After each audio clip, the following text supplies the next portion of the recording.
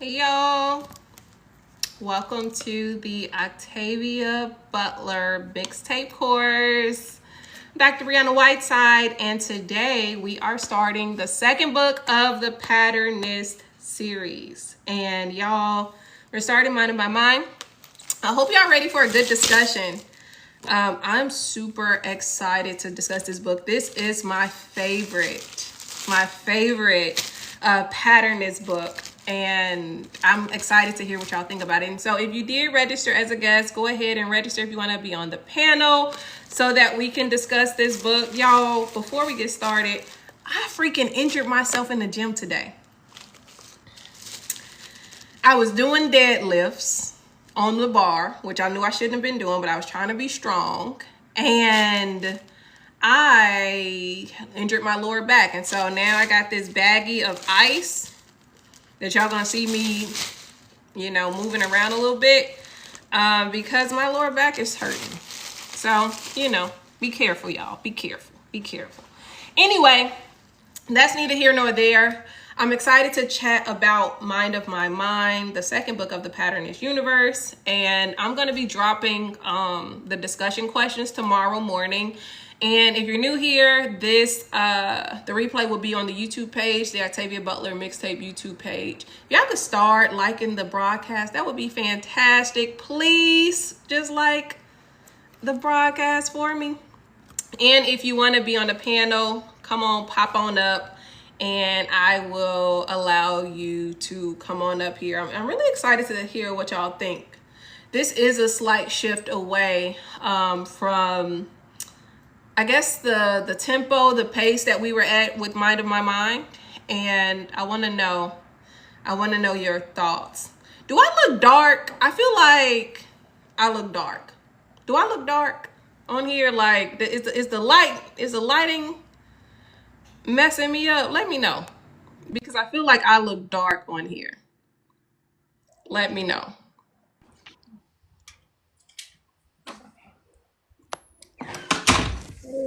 The hat is shading my eyes. Oh, okay. Hold on. Let me see if I could do this. Is that better? Then I'm tilted. I'm trying to have lighting and all the things. So let's see. Am I okay? I think I'm okay. I think I'm okay. It's shadow from the cap, but you're good. Am I okay? Y'all, well, I'm having a bad hair day. I'm gonna have to keep this hat on. I'm gonna have to keep the hat on. Give me 1 second. Let me do this. Okay, look, y'all. What y'all think about Mind of My Mind? I need some more people to come up on the panel. I need you to share your thoughts if you're in the course. What y'all think about Mind of My Mind? I'm very interested. This is a slight shift. This is the direct sequel to Wild Seed. And of course we have two characters, coming back around, circling around. And so this is the only book where you will see them make an appearance. You will catch a reference to them in other books, but they will not be characters in the text. Okay, so tell me what y'all think. I'm looking at the chat. Hold on. I'm looking at the chat. Someone said, I loved it more. I'm enjoying this book. Someone said, was I supposed to like anyone? It's up to you. If you wanted to like anyone, I thought y'all were going to give Anyanwu a hard time. But it doesn't seem like y'all are giving her a hard time yet. Someone says, I don't like the telepaths. Power screws up everything. You ain't seen nothing yet. Let's see. I vibe with this one more. Okay. And it's so funny because Mind of My Mind was written first. So Mind of My Mind was published in 1977, right? So by the time we get to Wild Seed, there was a 3 or 4 year gap. 3-year gap from Mind of My Mind to Wild Seed. So I think the cool thing about this is that you're actually seeing Butler work her way backwards because she published Wild Seed Mind of My Mind first. Is that better? I don't like this lighting. So I think if nothing else, by reading Wild Seed first, you can see just how brilliant Butler was, right? How she was able to construct a world that did not even exist first. And then we get to Mind of My Mind and you say, ah, I see. So I think as far as narrative is concerned, you'll notice that Mind of My Mind is written more tightly than Wild Seed is. And what I mean by tightly, I mean that it goes faster. The structure is very tight and very succinct and very clear. There's not a lot of words. And Butler does not go overboard in trying to explain certain things. She's very like matter of fact. And because she had to create Wild Seed, the world for Wild Seed, she had to be more expansive and more descriptive in order to bridge the gap between what you needed to know to get to Mind of My Mind. Does that make sense? And so you'll notice that this narrative moves a lot faster and that it just functions as a better text to me. It's my favorite text. Yeah, I'm not gonna give too much away. It's my favorite text for that reason. And here we are. We are now in the telepath universe. And so as I've been sounding off, right? I've been sounding off on the Substack about the telepaths. And I've been saying, yo, these are not, because scholars love to say that these are our Black superheroes. They're not superheroes. And I gotta be honest to say, like, at first, I thought they were really cool people too. Like my first read of the telepaths, I was like, oh no, they're cool. Like, this is great. This is fantastic. Maybe the read before this one and then this read I've seen so many things that I didn't see at first when I wasn't enamored by what they were able to do and this idea of telepathy. Then I started to see them for who they really were, right? Veronica says, that's what I was struggling to see. Maisha says, that makes sense as to why Doro is not scary in this book. Yeah, literally. Butler was literally writing a straightforward novel, right? And straightforward, because here's the publication history. The first book is Pattern Master, which is the last book we're going to read of this series. And that was published in 1976. So that's the first book. Now, that book, you'll notice that the writing, it feels like Butler is trying to find her groove in writing. The next book that's published is Mind of My Mind, which is the one we're reading now. After Mind of My Mind comes Survivor, which is the one I'm dropping on the Substack next week. So that's 1978. Then there's Kindred, which serves as an interruption to the series. That's 1979. And then in 1980, she publishes Wild Seed. And then there's a 4-year gap and then Clay's Ark. So now, once we read about the telepaths, hold on. Once we finish this book and we read about the telepaths, then you'll be able to understand why groups of people are at war with Pattern Master. But without all of these backstory narratives, you would never understand, well, how did we get to this point? You know what I'm saying? How do we get to this world? And also begin to question, once we get to Pattern Master, is this the world that Lauren Olamina, your protagonist in the parables, has inherited as a result of these wars happening in the Patternist universe? Does that make sense? I hope that makes sense. Okay.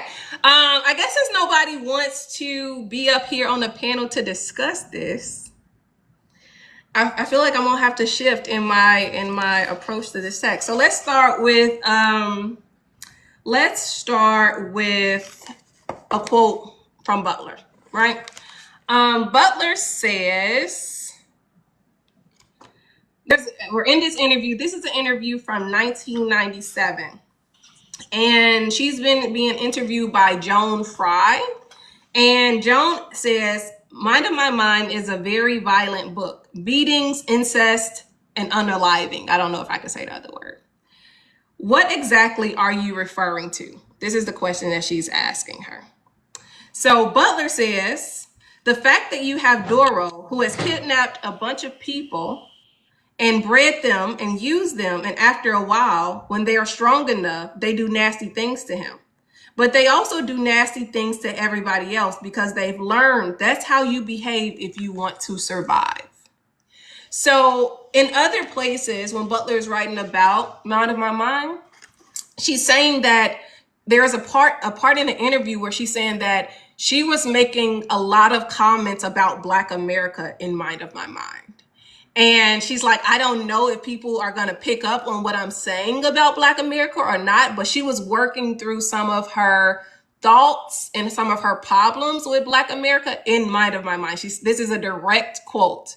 And so as we read and get to the second part of this narrative, I want us to read with that intention in mind. Like, what was she trying to say? Right? What is she what commentary is she making about Black America in this text?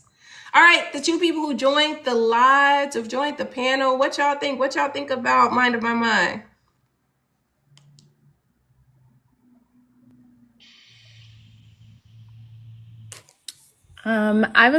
Can you guys hear me okay?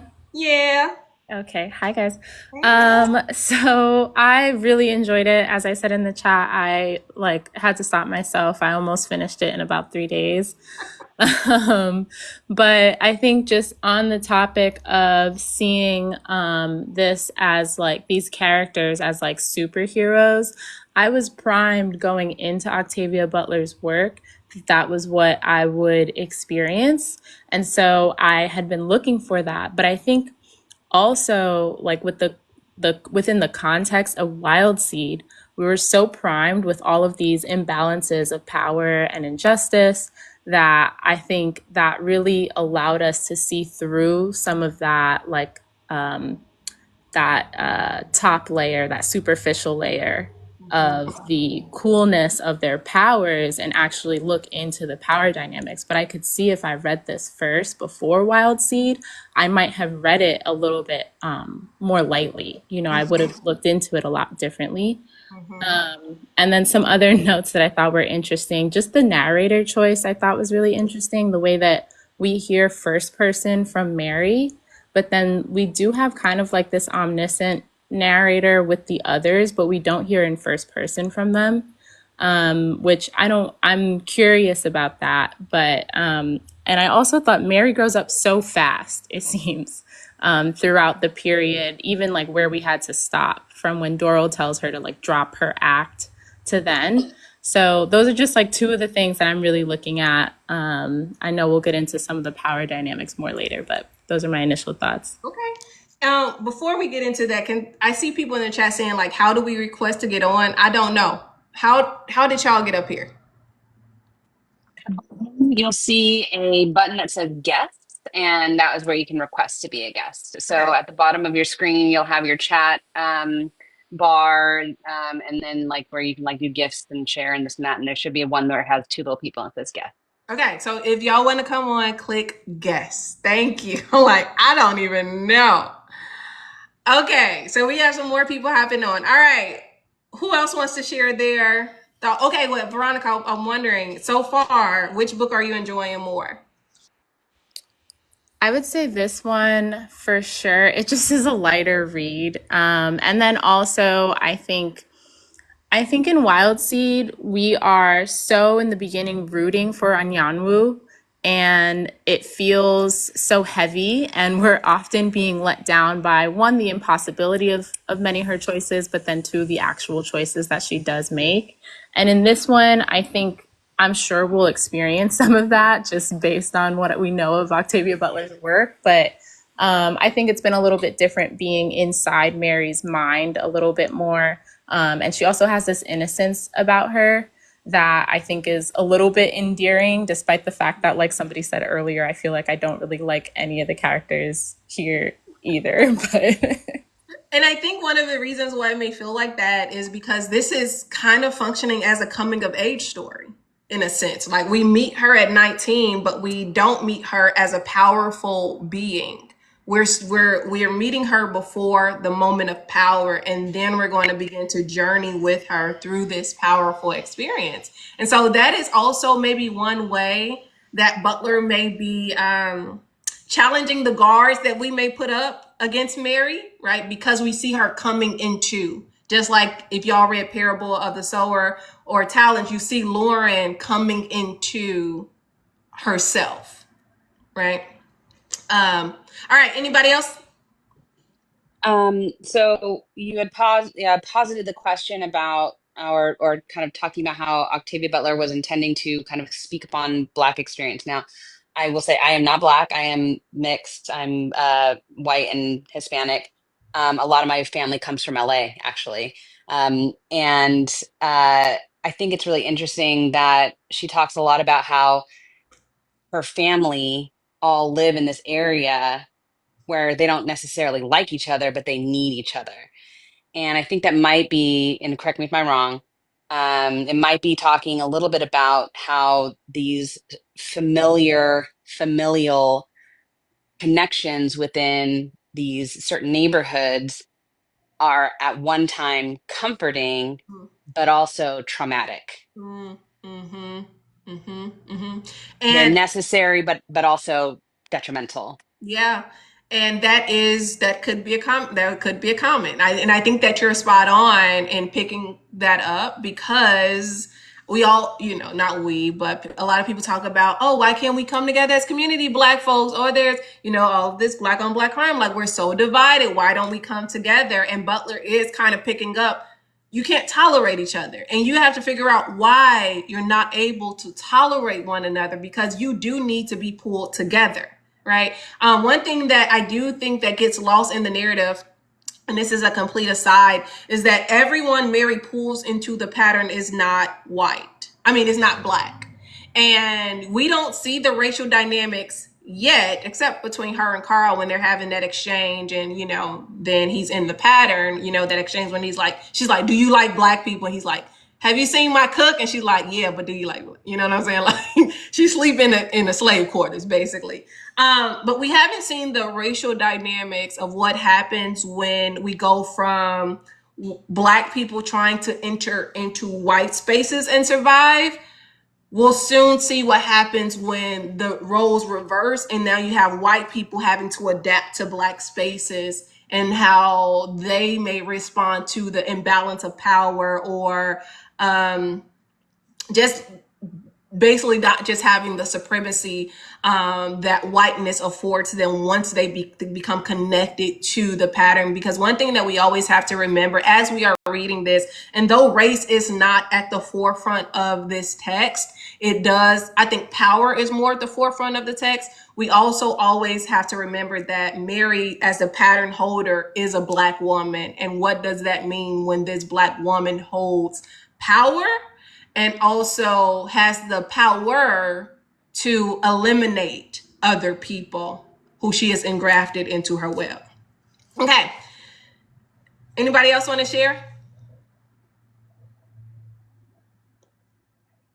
Thoughts, interests? It's Tachi here. I'm gonna be real quick.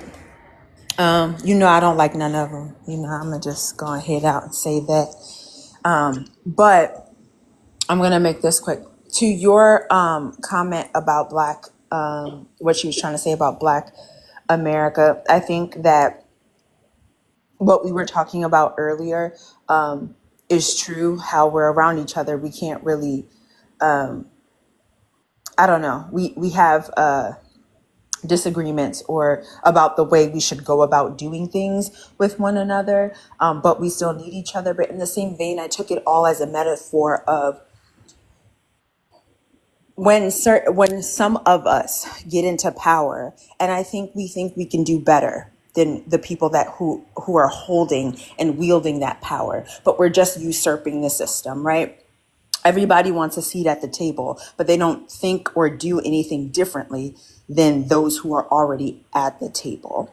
And it's kind of like a caution because I think you posted something about the villain, like whether the telepaths are villains or superheroes. And I'm just like, as long as they're under Doro, as long as they're under the system of things, I don't think we can see them as a change. Yes, they're evolved. Yes, there's something different. But when she latched onto their minds like that, I just saw chains. And the same thing with when, what's his name? When Carl does it, it's another chain. Mm-hmm. So if you're putting chains on people and you like it, this is the same thing I had problem with the fact that I had the problem that I had with Anyanwu. So everybody was saying, no, she's nurturing. I said two sides of the same coin, right? Because she likes it. There's a point where she likes it and where she feels like, okay, this is mine. I'm taking ownership of it. Mary likes it. And Doro reinforces that. Yeah.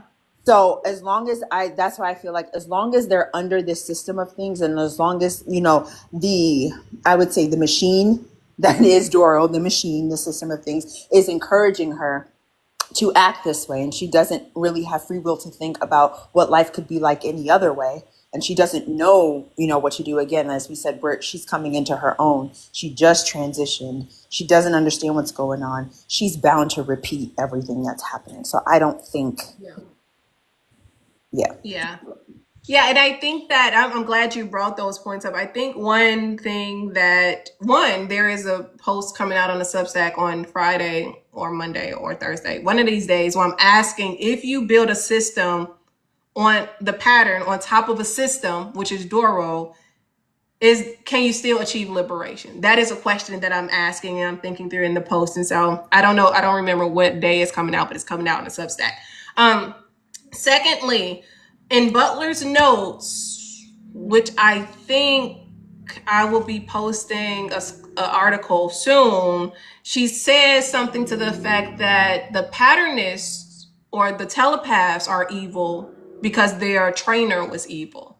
And ultimately their trainer is Doro, right? And so what you learn, you replicate the same systems that you learn from. And when we're thinking about Black culture, and I think, Tachi, you mentioned like, oh, they think they can do better. You were still trained in a certain way, right?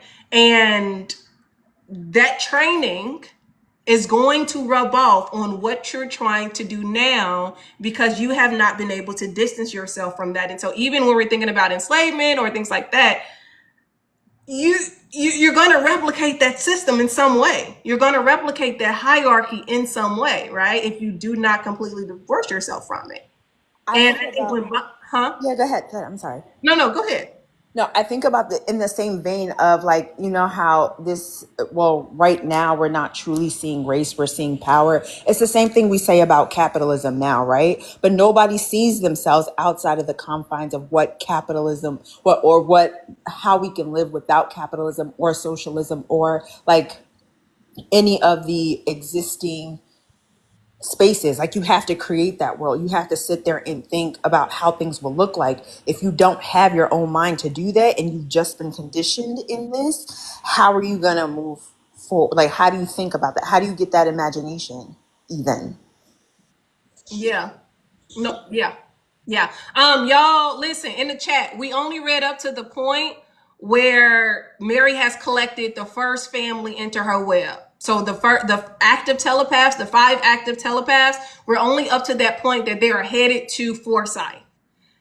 Don't spoil it, y'all. If you don't know where we're supposed to stop, I want y'all to go to the Substack. The syllabus is there. I break down the page and tell you where to stop. So if you went ahead and read ahead, the discussion should only be up to the point where all the other telepaths are headed to Mary's house. That's it. Okay? All right. Because I don't want to ruin it for people. Like, this is a good one.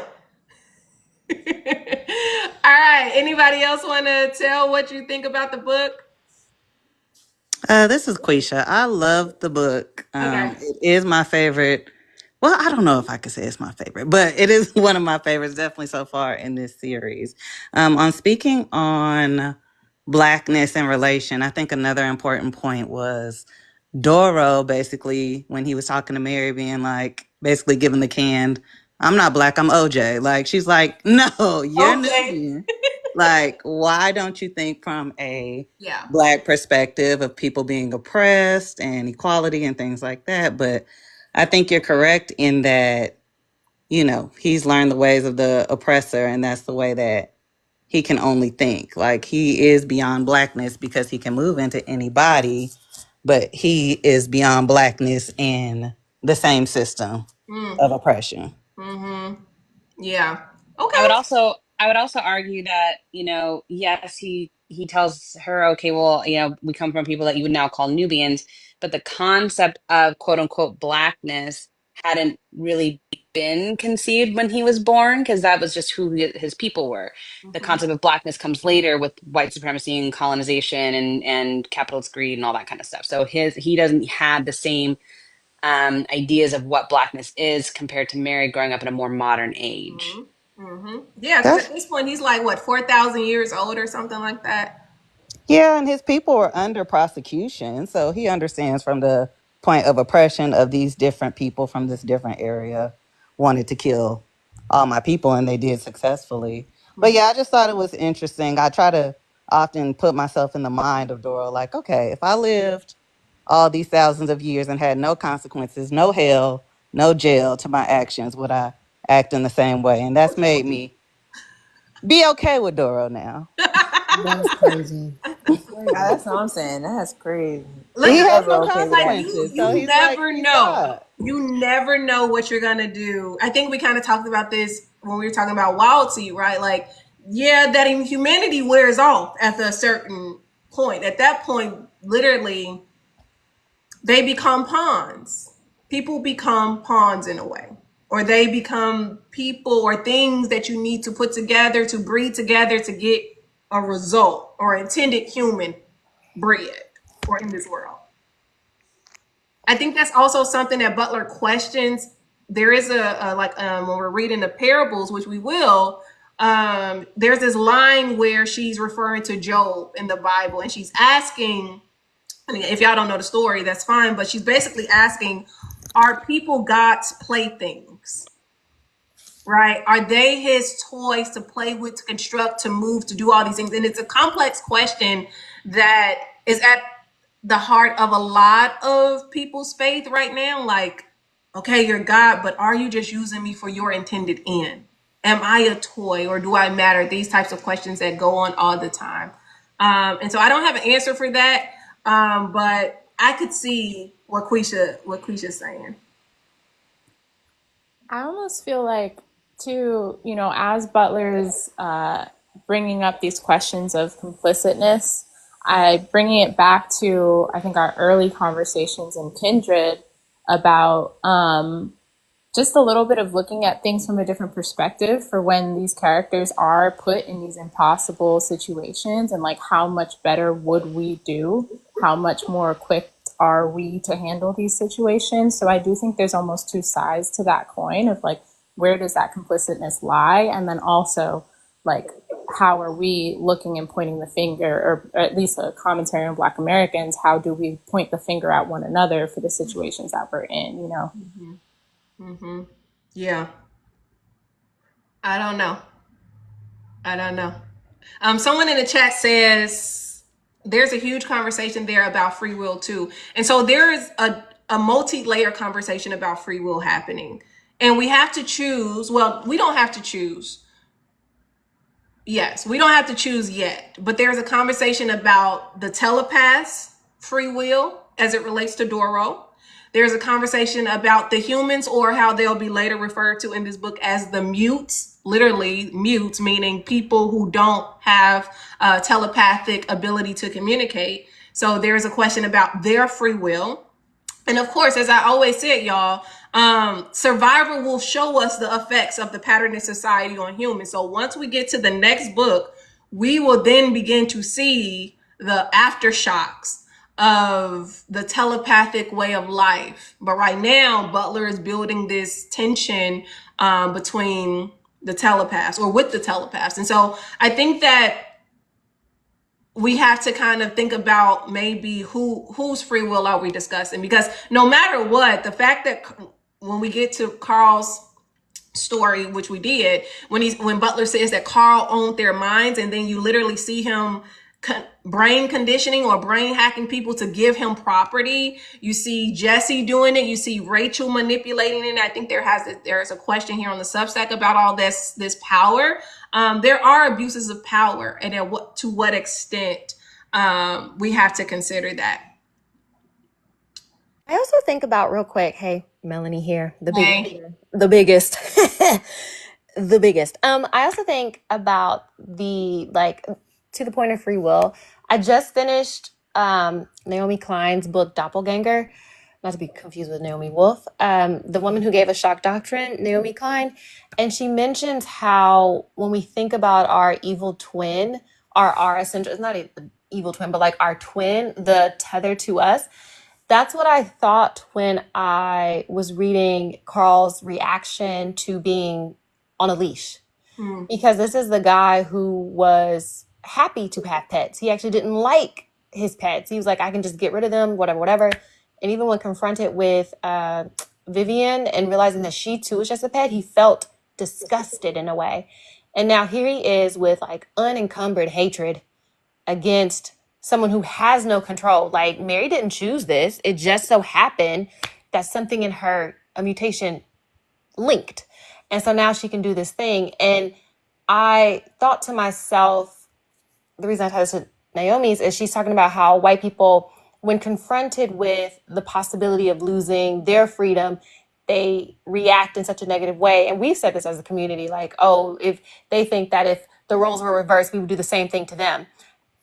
He's giving that. He's giving very much the roles are reversed, and he doesn't like that he is now on a leash, even though he was fine with leashing others. And to the extent of like, of course, he was leashed a little bit with Doro, but like to have this amount of power impressed upon him, he can't stand it. Yeah. And it's so interesting to see the upside down are the tethers or those who come from below and rise above, especially when someone like a Carl, because he is a white man. Everything from his power, figuratively and literally, in the sense of like oppression and white supremacy, is for the benefit of him. And now here he is stuck on a leash and he can't break free of it. Yeah. Yeah. And before you came on, I didn't mention it in terms of Carl, but I said that in the next part, we will see what happens when the narrative shifts from Black people entering into white spaces and having to learn how to adapt and survive. And the narrative will switch to white people now being under the power of a Black woman and how they react. Right. We'll see that probably in the next 2 chapters, what happens there. So you're spot on with that. One thing, I don't remember what you said that made me want to respond to something, but I can't remember it. Power, telepathy, no, that is gone. Anybody else want to?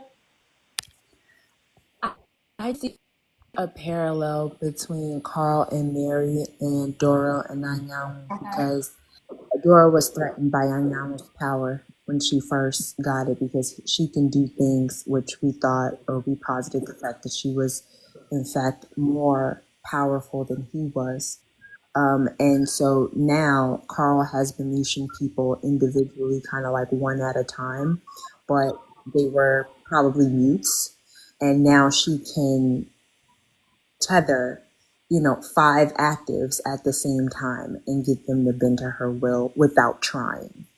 I think him being leashed, but also the fact that she can do that and doesn't know how to, like he was searching her mind to figure out how to do that, and he doesn't know how to or how she's doing it. I think that's also pissing him off a lot more.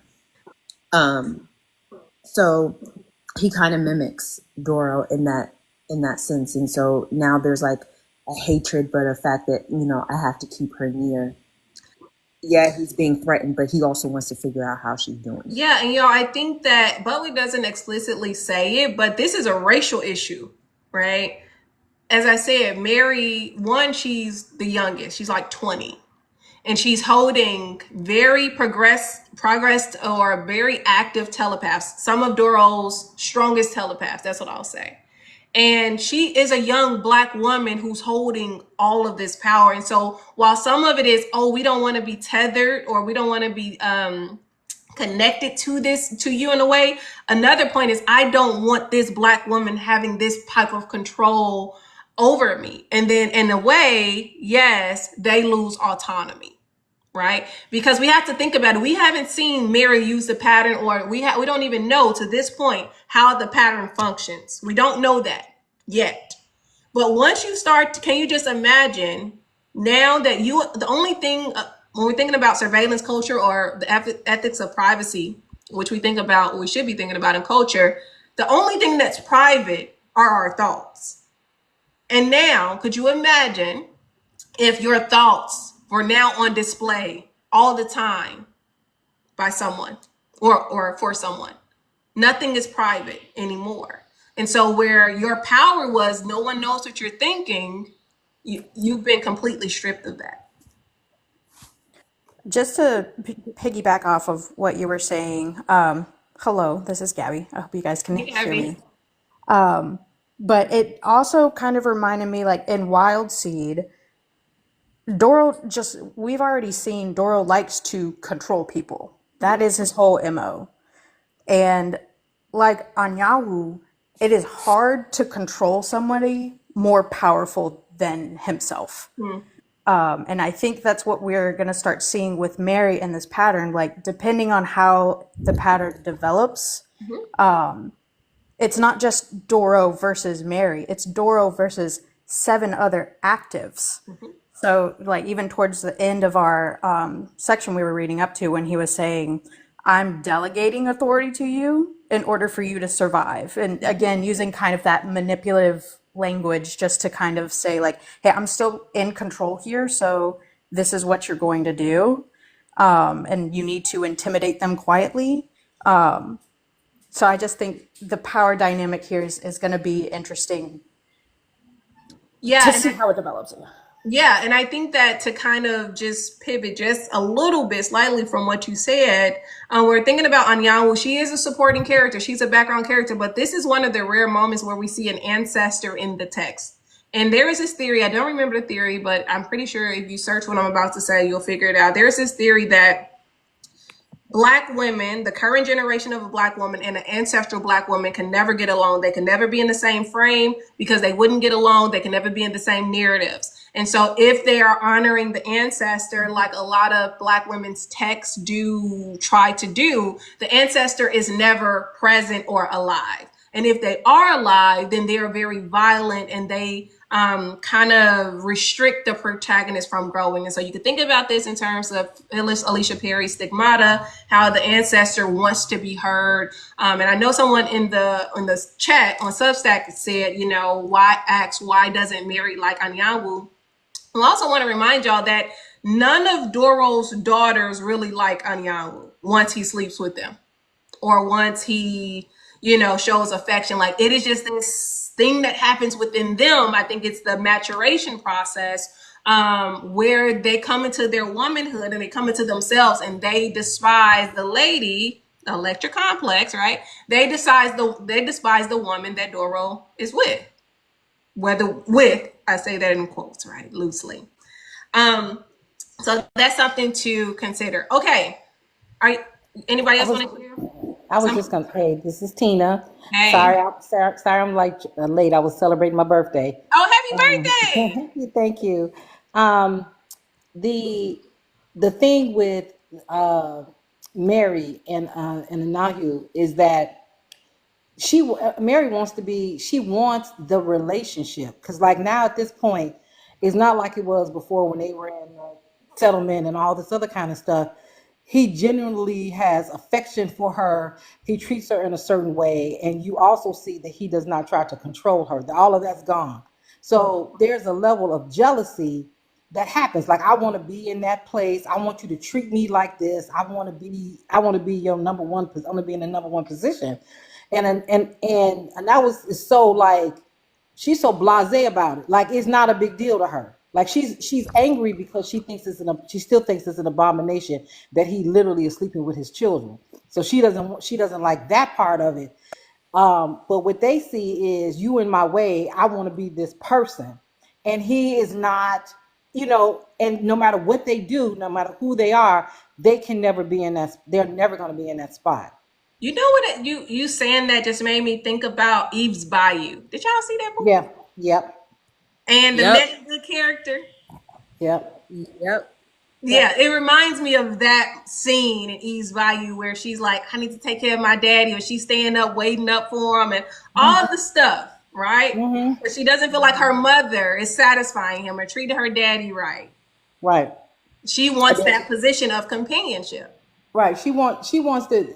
It's clear to me, like when she was younger and she was calling him daddy, and they were like, yeah. And You she ain't gonna told like her, that. you probably ain't gonna want to keep calling him daddy. You'll see. You probably gonna want to stop that. Oh, Yeah. to be young. Oh, to be young. Man, yeah.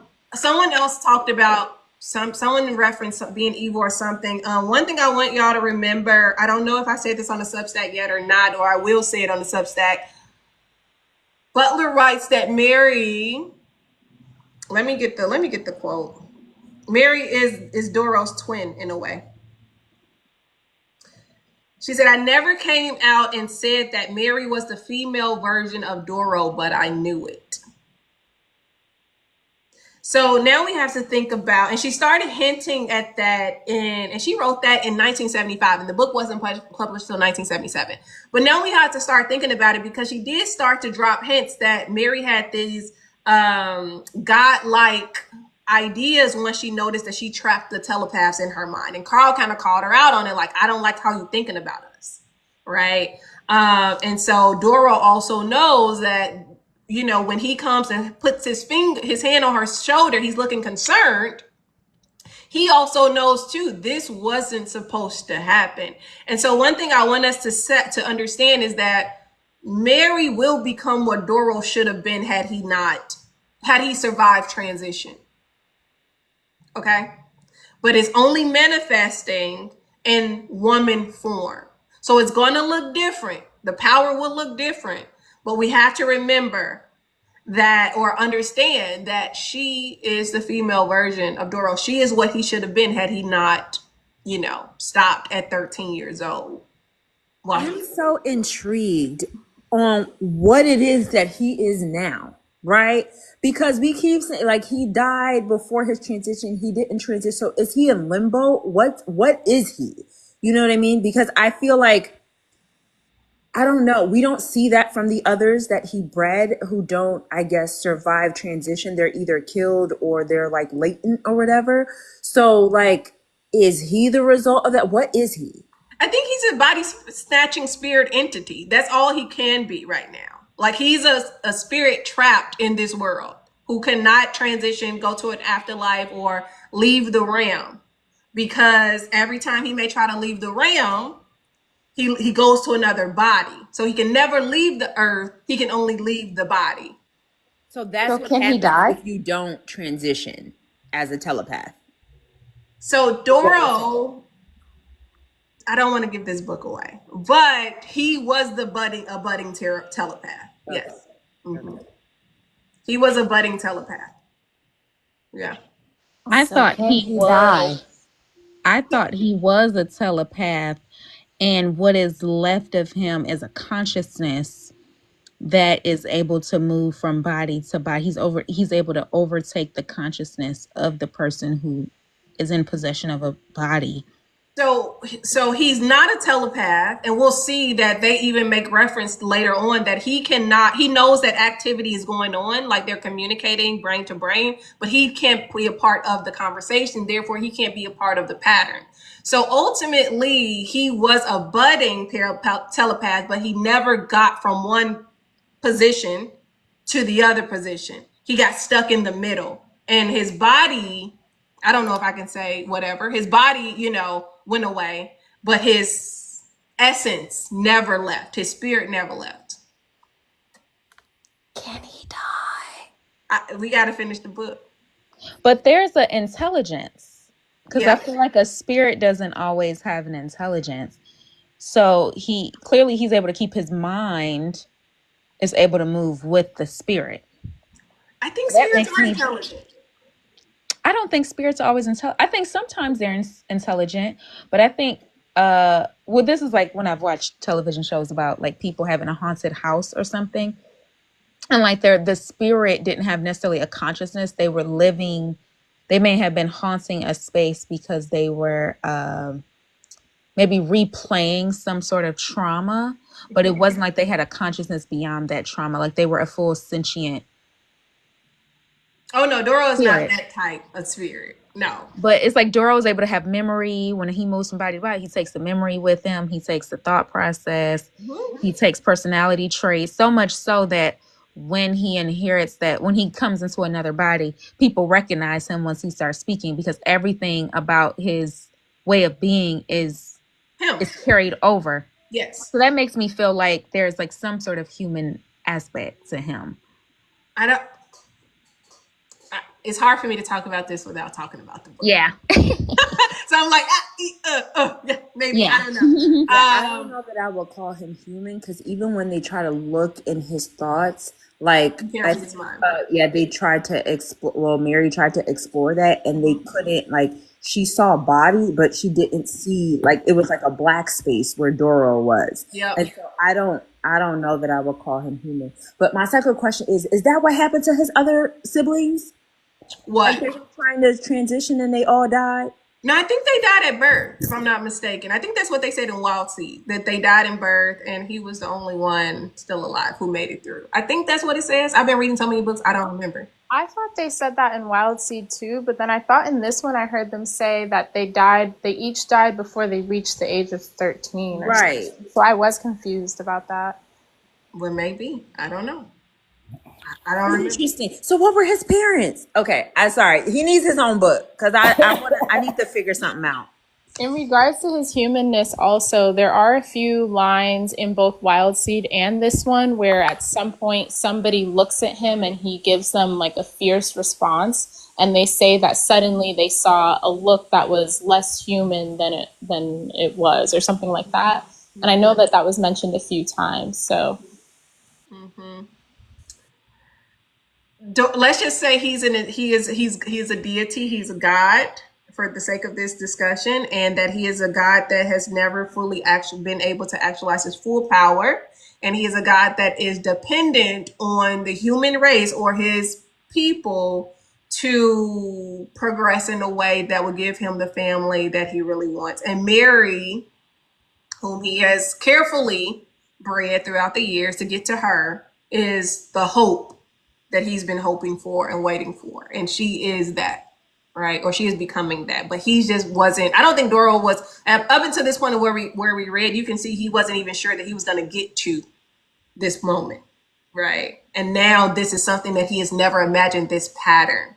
This is essentially an accident, right? So one of the things about Doro, and what is he, a spirit, or like how you want to think about it?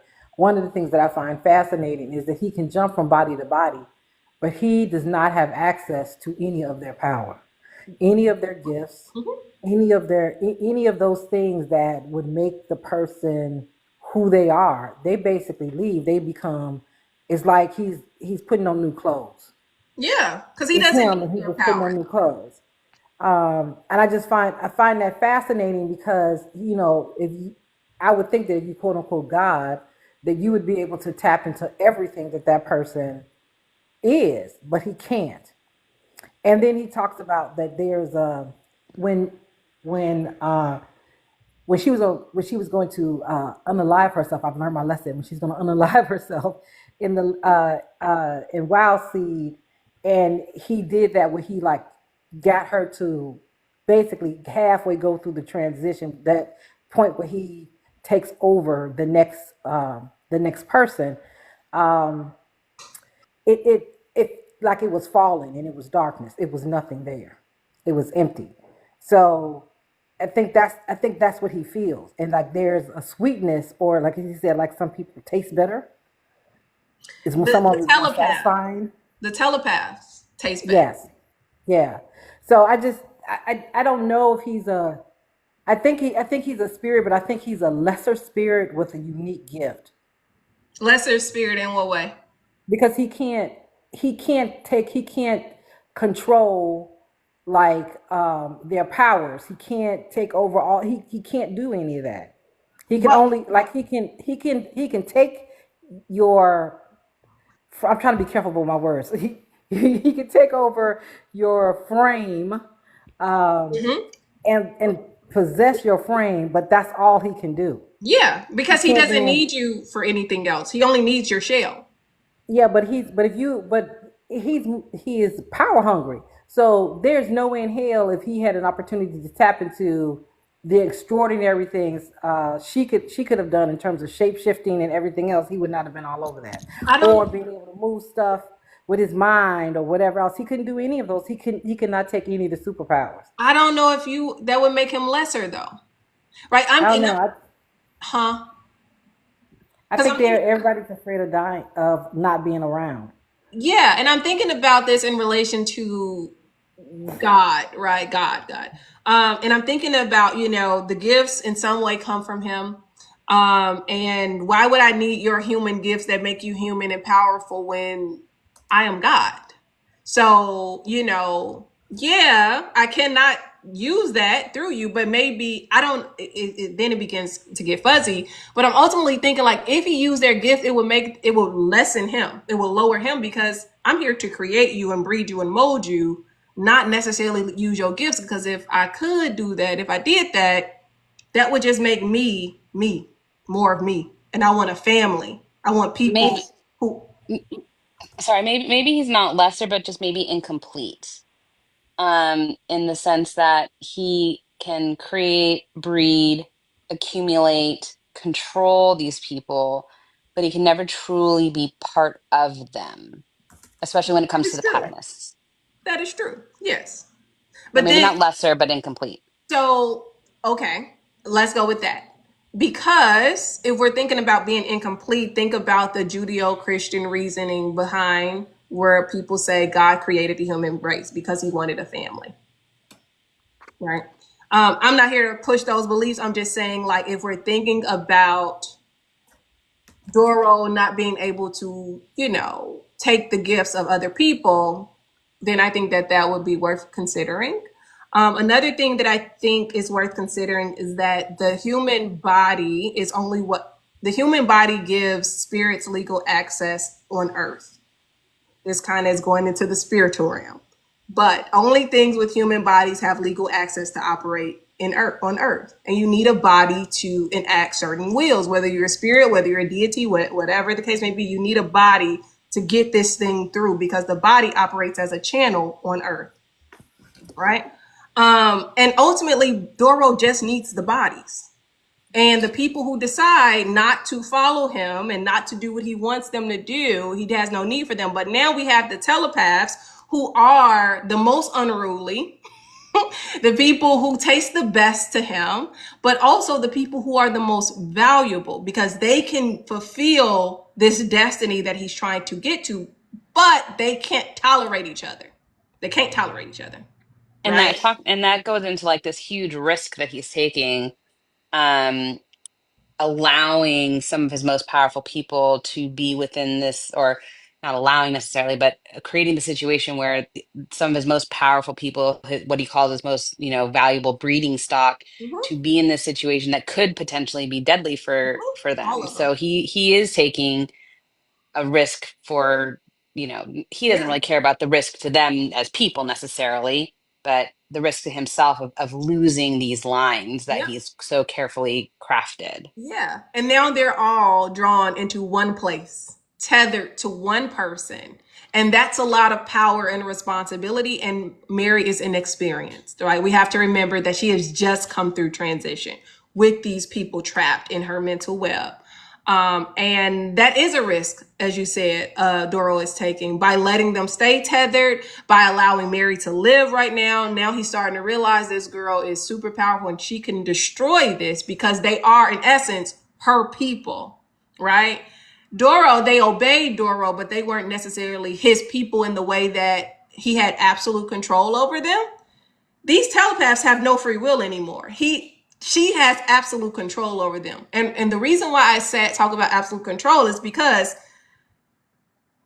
they literally say, I have to go to Foresight, right? Or she issued a command, come. One word, come. You can't disobey. And I think in a minute, we're going to see when someone tries to resist it and they cannot resist the urge to come. You have to come. So essentially, in this respect, Mary owns people totally. And that's a scary thing. But did she? Okay, I have a question. Did she actually tell them, or did she subconsciously, on some level, because she doesn't want to be by herself, tell them? So I think that her come or her telling them was maybe a thought. I think that I don't remember in the text if she actually knows that she told them. No, she doesn't know. She knows when she becomes aware of them and Doral asks, she says they're on their way here. So just by her existing, she telepathically issued a call to come. Right. And I don't know if it was probably a transitional thing that happened, but she does issue that call nonetheless. I think so. At some point, I don't know if it was Doro or someone else refers to as like a queen bee, and she may not be consciously calling them to her, but the nature of her being the queen bee, herd worker bees, in within this analogy, have to come to her. You They have to. have to. You have to. And now they're having to come when historically they haven't been able to get along. Right. And now they have to interact when everything about being in the same vicinity and proximity with one another is repulsive. And one thing I also want to point out, because this is going to be so critical for the next few books, telepaths cannot tolerate their own children. They cannot. We kind of saw this hinted at in Wild Seed, where the parents will go mad, or Yang will have to kind of have the children of people who have mental sensitivities. But we see with Mary's mother, she cannot tolerate a child. And we'll see this a lot more even as the pattern grows. Telepaths cannot tolerate children because of their mental sensitivity.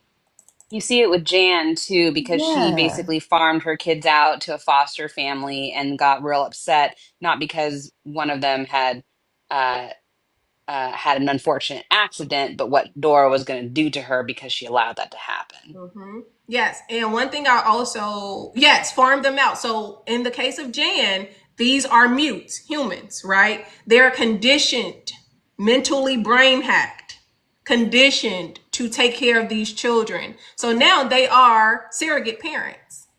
Whether they want to or not, a telepath can change your mind. Right? Remember what Leo did, that scene that happened on the boat with Anyanwu in Wild Seed. He implanted that image in her mind of him engaging in sexual activity with Isaac and him. Right? And so they can change your mind. They can give you new thoughts, and they can essentially make you slaves. So anyone who does not have this mental sensitivity, they do become enslaved. Yeah, I thought it was an interesting writing of that they can't handle the children. Because in my mind, I'm like, oh, that would be so easy. Like, you're wet, you're hungry, or go take a nap right now. But it was interesting, like, no, they just can't tolerate. They can't tolerate everything that goes on in the kid's head. Like, and some parents, my friend, I was just on the phone one day and she said, man, these kids are running me ragged. Like, they're just everywhere doing everything. So if they're doing everything in action, imagine what their brains are doing. I think I would literally go insane because I have a 6 and a 3.5 year old, and my God, Yeah. so just their physicality sometimes gets to me. Mm-hmm. And Mm-hmm. if I had to like be in their chaotic little brains, I no. Mm-mm.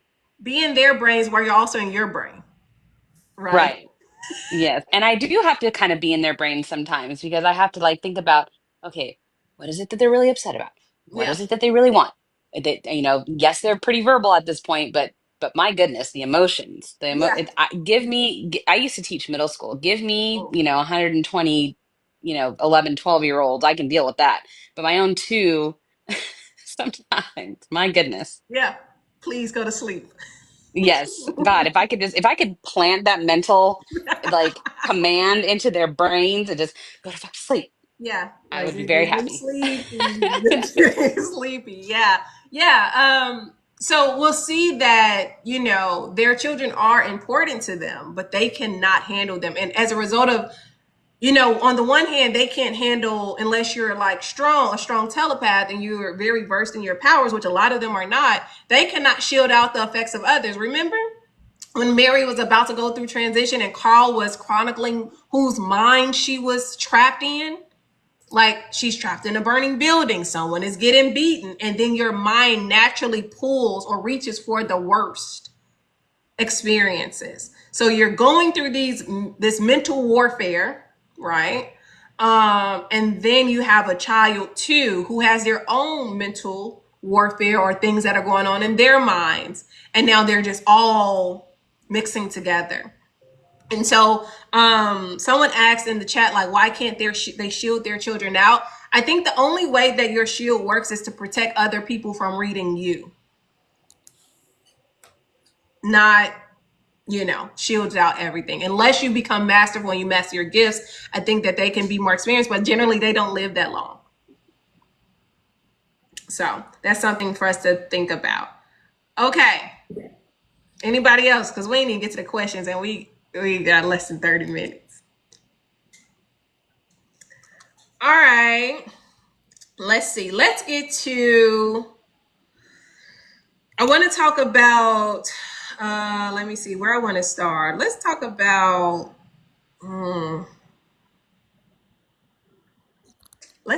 colonialism in science fiction. Let's talk about that. It says, though Mind of My Mind is steeped in colonial themes, Butler presents them through a unique lens.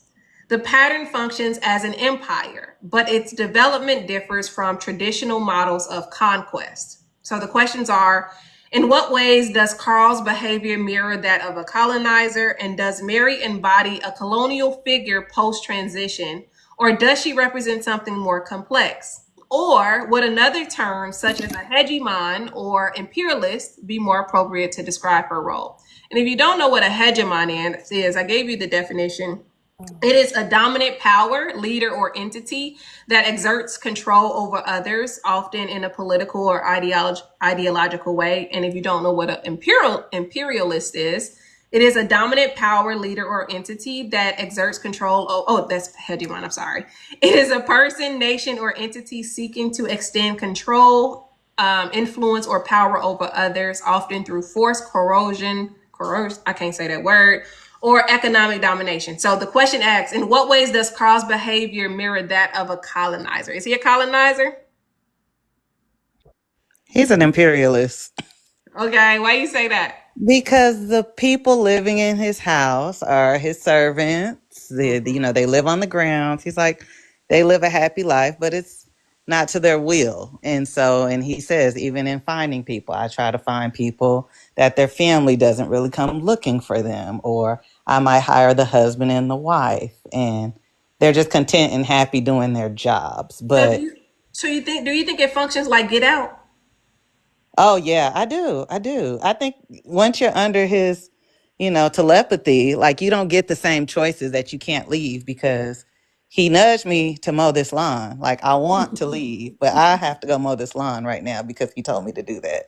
So I think that's how it plays a role in that he has control of these people. And I think it's why he's mad when he becomes that, when Mary is tethering him, because he's like, get off of me, because he's been doing it to others, so he knows how bad it can go.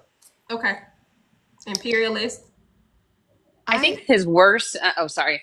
I think his worst example of how he colonizes is with Vivian, and how he keeps her with, he gives her just enough free will to keep her from not being boring to him, but not enough for her to leave. And then jealous.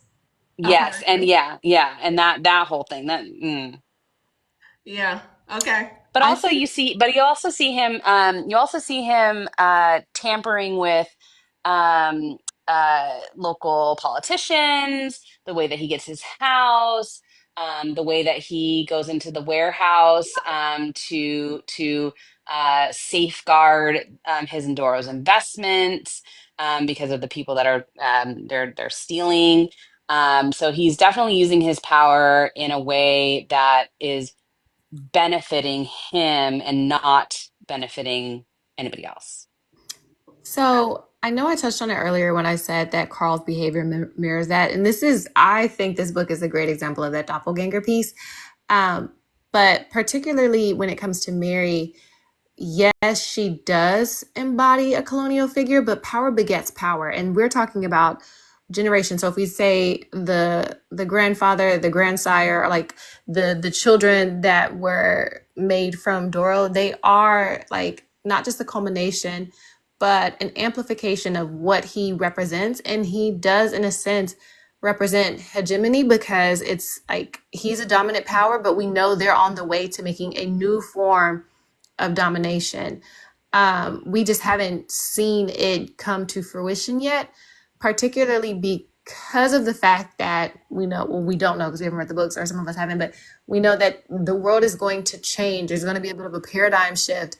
And so if you take someone like a Carl, hold on, let me pause on Mary. If you take someone like a Carl, who is the, like I said, ticked and tied, white, powerful, blase, blase, that makes sense. But if we look at Mary, who's a black woman, at least a light-skinned black woman, she could go get the land.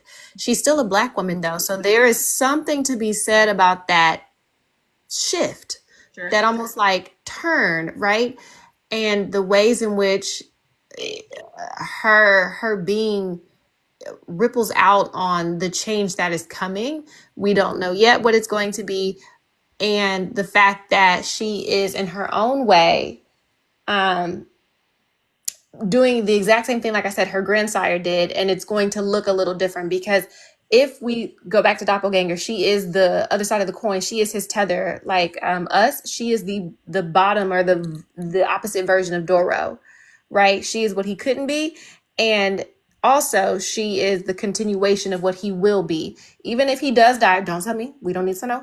Even if he does die, he continues on. So this is what I think of when I think hegemony, is like, it's a legacy in a way. I hate that word when people talk about their kids. It is a legacy in a way, and it needs to continue forth, and it does that through a bit of a cannibalization. I'm not going to read any book. I'm not going to mention any other books. I have so many books I've been reading, but there's a book that refers to, like, in order for imperialism to continue on, they have to cannibalize. In order for any type of supremacy to continue on, it has to cannibalize. So though she's not cannibalizing now, we did touch on the fact that they can't be near each other, because they have to, they will destroy each other. And so inevitably, one could presume, if we just take what we know so far on the first book and a half, there's going to be a level of destruction. And the rebirth that comes from that destruction will, again, beget the power. And what that power looks like, I mean, we know it's going to be in the future, is going to be something that is tenfold what Doro could have imagined. And that is exactly what imperialism and colonialism requires. Like, what's that doctrine, the terrace nullius, or whatever it's called, the doctrine that says we go out and we take on the land and we own the land, even though we're afraid to do it, we're going to do it because this is our right. I think of Mary in that way, because she's going to take over, and once she does, we will all be the worst for it. Not we, but like, they will all be the worst for it. So yeah. I also like in the part of the book where, she basically tells Carl, like, you're mine, or whatever. She makes some sort of statement of ownership, and she's not even conscious of what that is. It's like, it's what it is. Like, her whole attitude about the actives and everything else. Like, she's like, but they're mine. It's not like she's sitting around going, oh my God, I've tethered these people, I've changed their lives, I've done all this stuff. She's like, get over it. You're gonna have to just make a new life for yourself, figure out what you want to do and get to it. I mean, her whole attitude is like, this is what it is. And I find that, like, startling. It's like that, like, we're destined to do this, like, this is destined to be the way that it is. And manifest this destination, or whatever they call that. I mean, I just think that that's how her attitude is. So when I think about colonialism and think from that standpoint, I think that it's like, she is owed this, it is what it is, and you're gonna fall in line. And I think, building on what you just said, I think it also shows how easily you can adapt to power, right? At first, it was an accident. She tells Carl, oh my gosh, I didn't mean to do this. If I knew how to let you go, I would. And then as he's like, okay, open up, let me see. And he lets her see. And she's like, you actually have some Doro-like thoughts, right? What did he call it? Proprietary, right? Like, you have these God-like thoughts, and you're more like Doro than you know. And they were on the subconscious at first. Very quickly, she starts to say, my pattern is pulling them here. I'm holding these people. So her language begins to change, because now she has gone from being shall we say, the haunted to the haunter now. Right. And then she actively goes gets her cousins. She decides, I'm gonna go get others. Like Mm-hmm. this is not enough. So I'm gonna get some other ones because I believe I can take these latent Oh, people wait, no, and no, then no, too soon, too much. oh my God. Well, I can't help it because I read fast. You can't say nothing else. You're going too fast. You're going too fast. That's how I was listening. Like, what you say? Sorry, Sorry. y'all. Sorry, we Y'all trying read too hard. We slow. trying We need to hard. be We I'm trying sorry. I hard. try not to read the book too far ahead. I can't help it. You're Sorry. gonna have to stop when we say stop. Okay, I can't. This has been my struggle because I've read this book several times already now, and I'm just like, wait a minute, hold on. You Let me gotta make sure I'm stop. not saying too much. Even when I'm constructing the questions, I'm like, now where I tell them to stop because I can't go too far in these questions without unpacking the entire book. And I'm gonna say this: I'm dropping the questions tomorrow. Do not read them until you're done reading the book because I could Okay. not construct the questions without talking about the entire book. So for anyone who has not finished it, do not read the questions until you're done reading. Okay? Yeah, I think if you take a survey, I think a lot of us have probably almost finished the book or would have finished the book, but had to stop themselves from I not finishing the book. know. That But is let me true. ask y'all this because do y'all think that we're reading these books too slow? Because we can do a book a week, but I don't want to overwhelm people. So I'm going to look at the chat and also hear what I y'all know say. somebody said that I don't think we're reading too slow. I'm going to finish today. I'm reading like 2 books a week because I got this class and I got to read some for myself. Let's keep it at half the book Okay, because everybody's saying no, no, no. Yeah, We good. We good. yeah, I gotta read another book I'm starting with that. tomorrow. So I gotta finish today so Yeah, I I'm can. okay. I'm okay with the pace. It's just hard, for me since I've read these books several times over at this point. Like, yeah, no, but I'm okay with the pace. Okay, It's fine. everybody's I, saying Yeah, no. no, We yeah. good. Okay, Yeah, I'm all on right, and board. so Survivor will not be print. I mean, since it'll be like a PDF version, yeah, might need more time with that to see yeah, Okay. what it looks Yeah, like. for sure. I'm actually listening to the books. I've read the physical copies before, but I'm listening to the books because um, number one, the narration actually is really good. If you guys end up getting any audiobooks from it, a lot of the They're narration is good. really, really good. I listened to it on 1.25 speed. I know that's Um, right. and I'm able to do it while I'm washing dishes or tending to my kids or whatever. So I'm in the I, middle of I will 4 books say, right now, and so I need we gonna have to do this like half a book. No, it's okay. I just didn't Oh, want because to I'm in slow. the I middle didn't of want to slow 4 books. y'all up if y'all were okay with the pace. But everyone says where we at now, so we're keep it that way. but and I will say real quick for those that do read the entire book in that first week, because that's what I did for this one as well. I did finish the book, but I would say what is helpful to not spoil things is I just kind of wrote your discussion questions down.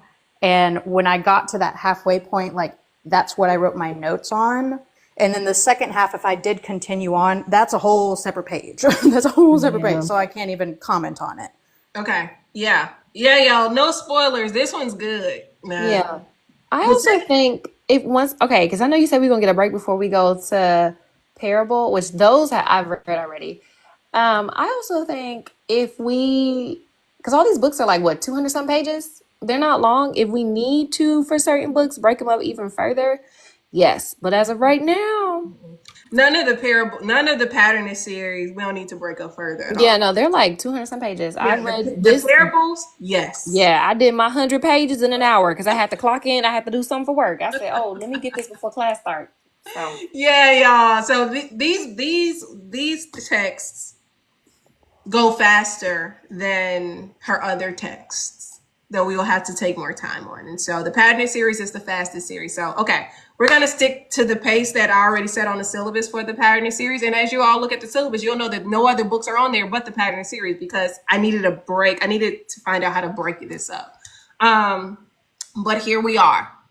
Any more comments on what is Mary? I was gonna call her Rachel. What is Mary? Imperialist, hegemon? What we think?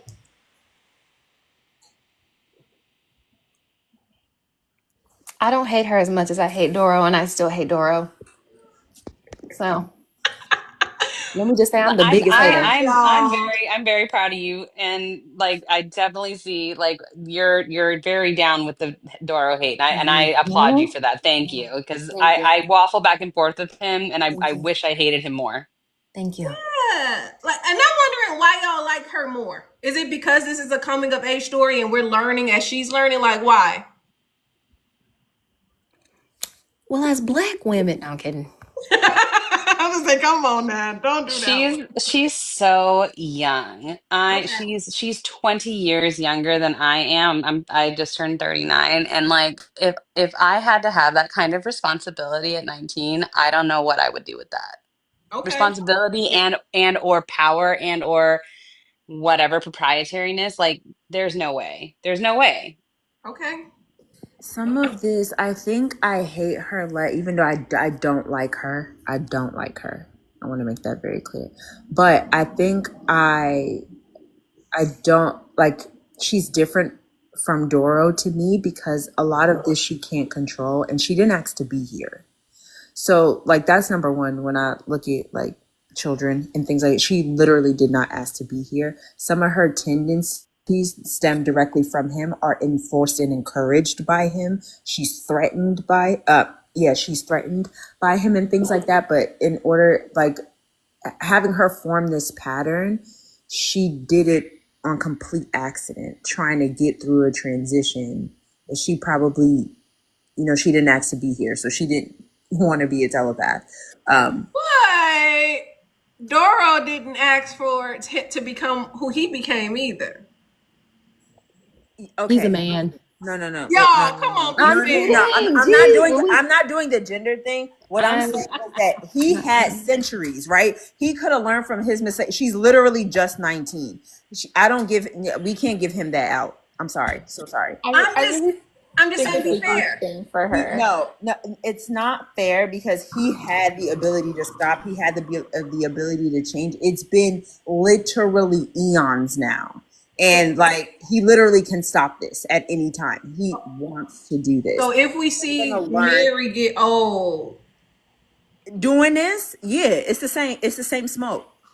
That I was have going to no be my problem. question I have no because problems Well, doing she's that. still so early in her power. I okay. feel like it is too early for us to really know how she will choose to wield that power. Mhm. And I'm going to save a couple of notes for next week because I have some comments on this imperialist question, but they're a couple pages past. So I'm going to Okay. hold on to them. But I do feel like it is too early almost for me to even make that judgment with Okay. her. That's But her fair. youth and her innocence does make me want to root for her so Okay. badly.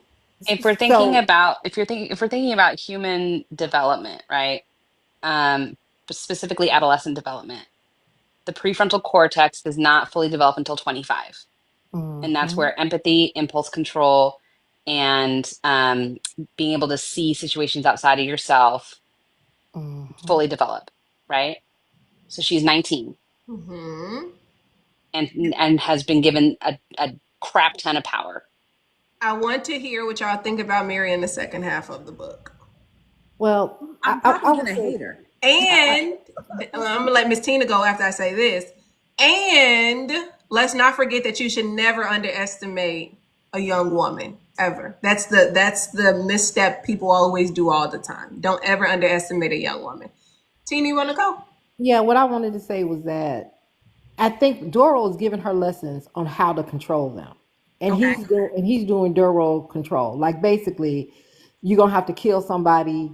You're gonna have to do all of these things to get them to obey you. You're gonna have to get them to like he wants to make her a mini me big time. He's like, you have to do this, and at this stage, which he is demonstrating is I have another way.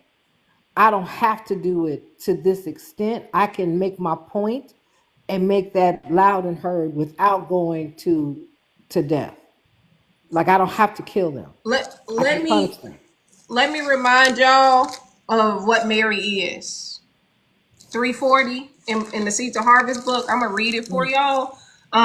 Because yes, he is training her, but he's training her. No, we're not on spoilers right now.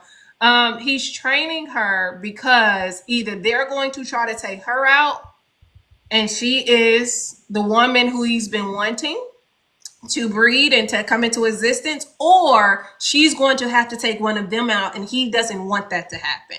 So he's trying to get her to master her control, because if she's holding them in her pattern, one thought can take them out, right? So let me remind y'all what Mary is. Page 340, my book falling apart. It says, this is when Doro is talking to Mary. He says, your predecessors were parasites, Mary. Not quite in the way that I am, but parasites nevertheless, and so are you. I thought about that, then shook my head slowly. But I haven't hurt anybody. Carl was right next to me and I didn't, and this is Doro speaking, I said you weren't like me. I'm fairly sure you could have killed Carl, though. I suspect Carl realizes that. I sat down. He had finally said something that really hit me. I had kind of built up Carl as a Superman in my mind. I could see how he owned Vivian and the servants, his house and his lifestyle were clear evidence of his power. He wasn't Doro, but he was a good second. I could have killed him. How? Why? Want to try it? Oh, shit, Doro. Come on. I want to know how to avoid trying it. Or is that going to be impossible too? That's the question I want an answer to. That's what I'm curious about. More than curious. Your predecessors never trapped more than one active at a time.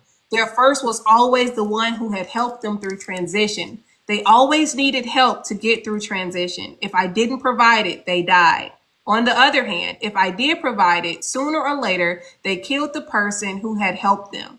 They never wanted to kill, and especially they didn't want to kill that person, but they couldn't help themselves. They got hungry and they killed.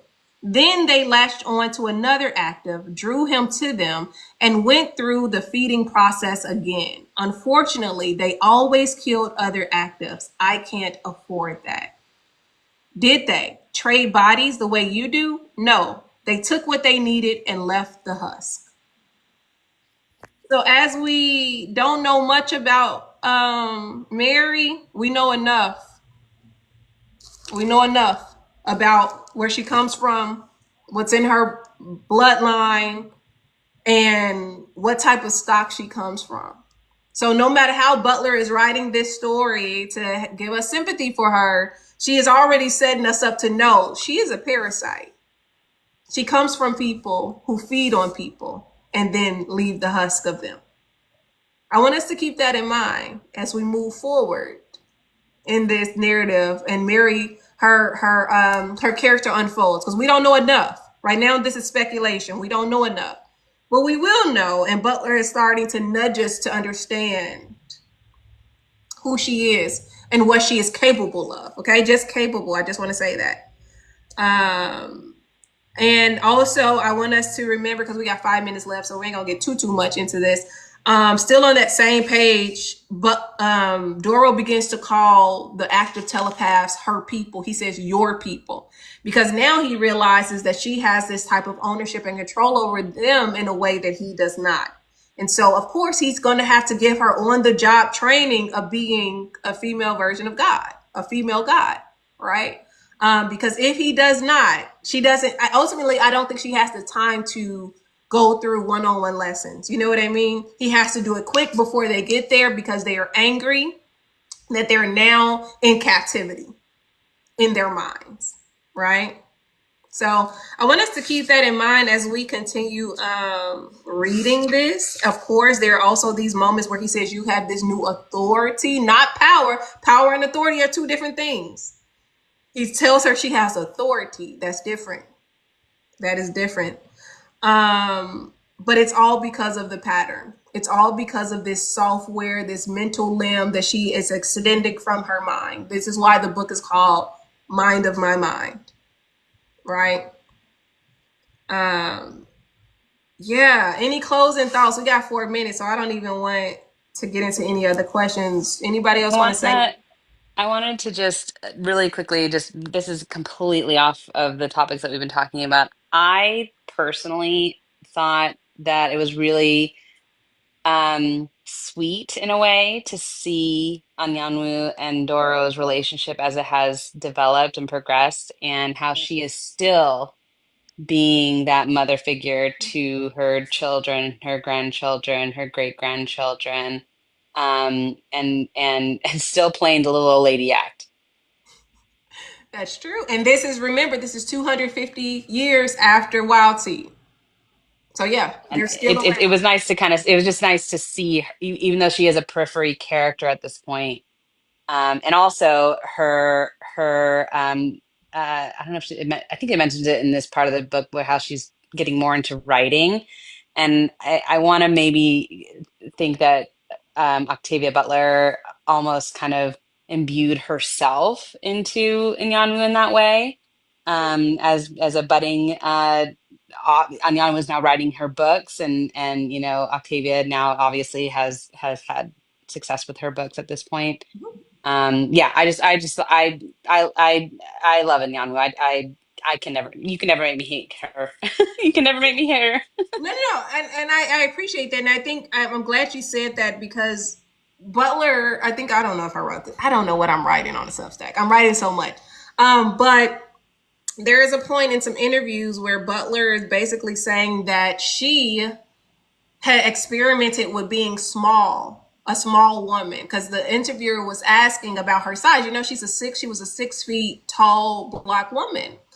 And she said that I experimented with being small in Wild Seed and Mind of My Mind, and through the characters of Anyanwu and Mary. And so she had to think about the challenges that small people would have. And so she is writing parts of herself onto, or writing it onto these characters in ways that only close readers will really know. So yeah, you're right on with that. Anybody else?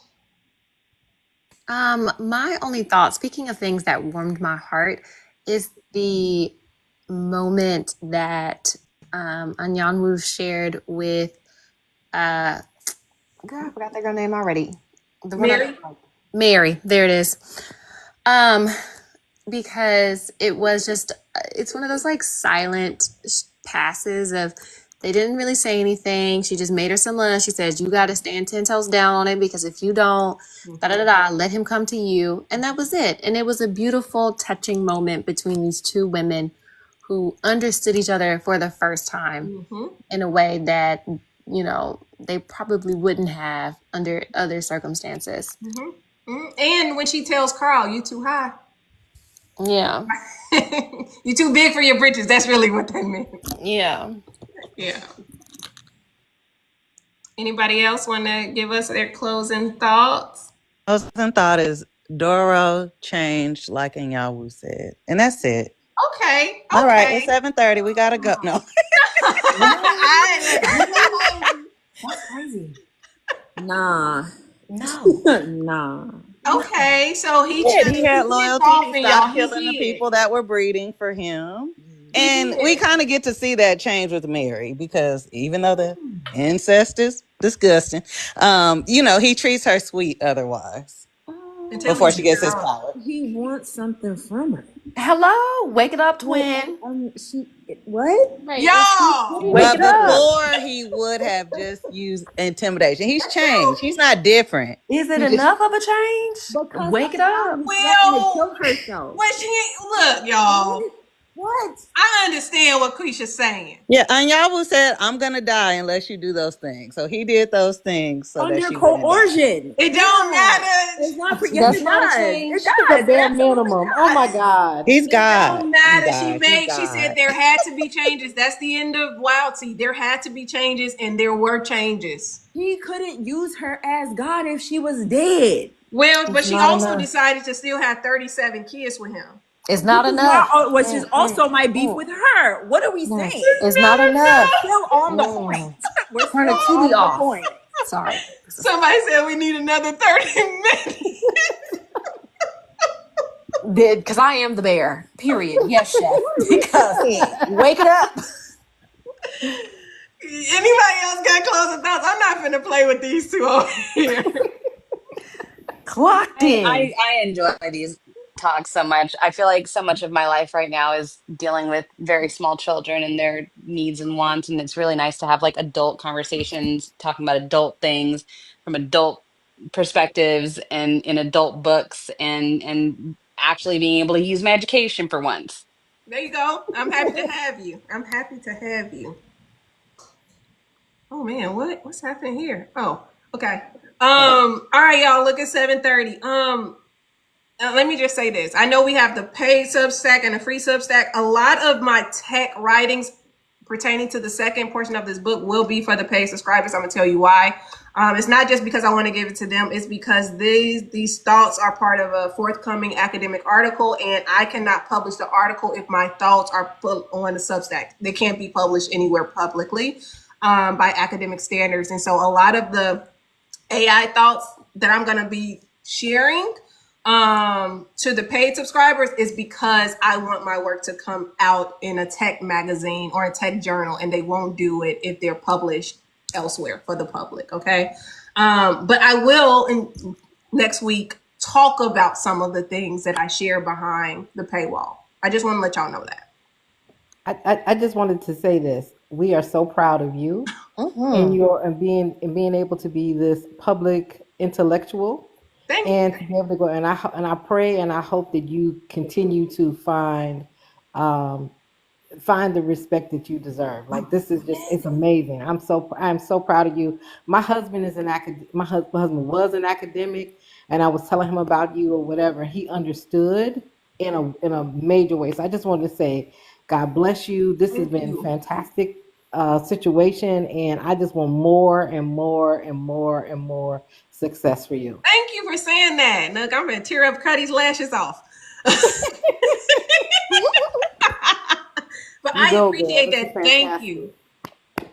Thank y'all. Thank y'all for rocking with me and showing up every week. I'm shocked we be showing up consistently every week because my studio would have been tapped out. Part of the week. Okay, I'll be on time even though I be having to work. I was on time enough. Okay, I'm on call right now. I'm actually not supposed to be on this panel because I'm on call right now, and the nurses done called me twice. That's why I had to duck out. Oh, it's okay. Well, we appreciate your sacrifice. It's my favorite time. This is good. And who else is gonna be the number one hater if not us? Correct. When y'all two get on the panel together, it's a time. Okay, y'all just be tag teaming. But y'all, I can't wait till next week. Can't wait to talk about Mind of My Mind. Also, I'm actually going to drop Survivor this Saturday.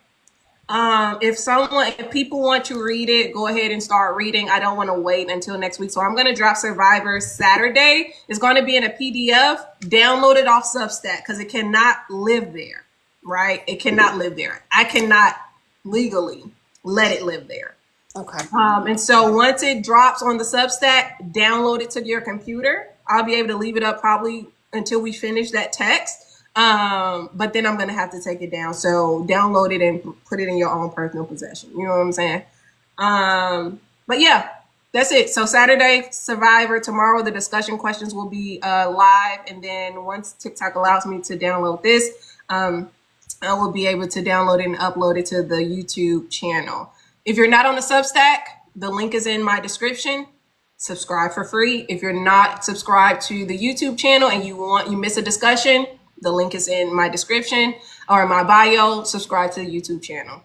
I'll see y'all next week, next Wednesday, and y'all be safe. All right. Good night. Bye, everybody. Bye.